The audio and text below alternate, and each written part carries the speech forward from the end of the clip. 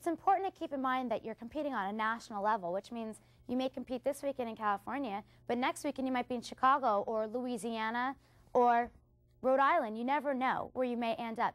So it's also important to keep in mind that what may be acceptable here in Los Angeles may not be acceptable in other parts of the country. And because you're on that national level, you would like to satisfy everyone's taste and good taste. Let's take a look at some of my favorite outfits.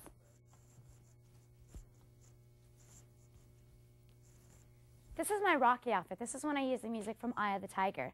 Each of my forms I only did for 1 year, except for this one. This one I eventually, because it was using boxing hands, kickboxing, and karate kicks, I got actually asked to do it at a lot of kickboxing and boxing events as like the in-between rounds or in-between fights, intermission kind of routine.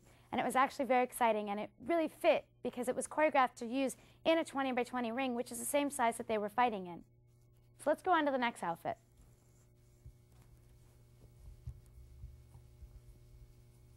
This is my next outfit from Phantom of the Opera, the musical play, where there was the man with the half mask and the woman Christine, where I played both parts.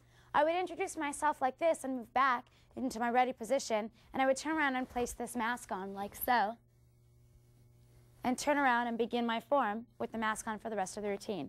A lot of people got a little weirded out by this, but it actually was kind of cool.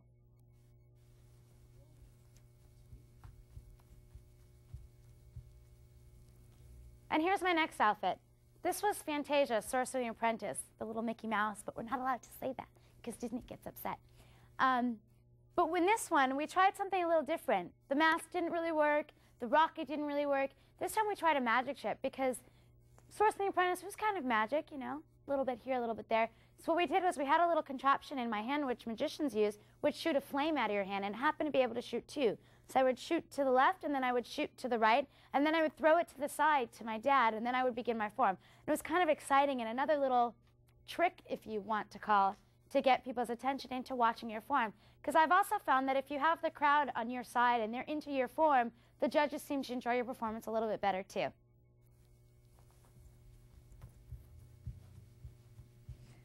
And here's my next outfit, one of my favorite.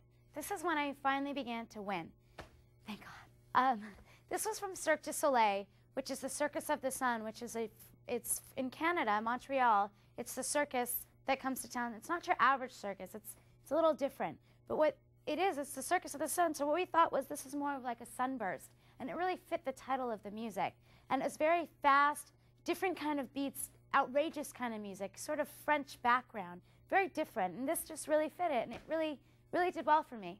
And that was one of my favorites.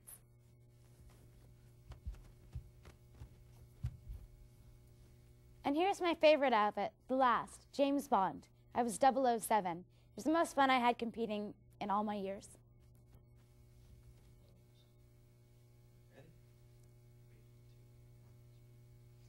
So just remember to keep in mind that pick something that suits you, that flatters you, that goes with what your music is.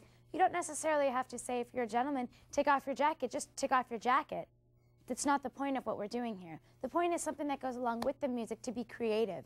Now, it doesn't necessarily take lots of money. You can take, for instance, I used to compete against a girl who didn't necessarily have a lot of money, and she would take a plain white gi and put it in some pink dye, and it was a light pink gi.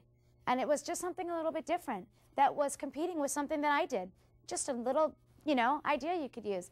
Not necessarily something to go out and have custom made. There's always little tricks you can do yourself. So in creating our forms, it's important to remember that we have the whole floor to use, not just a small area. We want to take advantage of everything we've got. It keeps the judges and the audience interested. They never know what you're going to do next.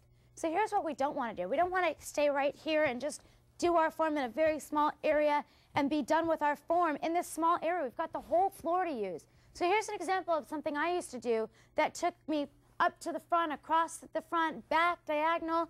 I would start sort of towards the back of the floor, and I would come out, then I would move my way forward. From here, I would then go out to the side, and then go straight across the front. Then eventually I would head my way back towards the corner and finish up back in the center where I started.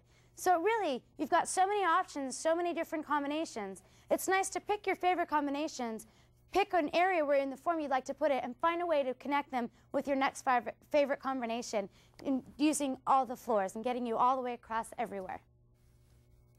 So there's lots of ways that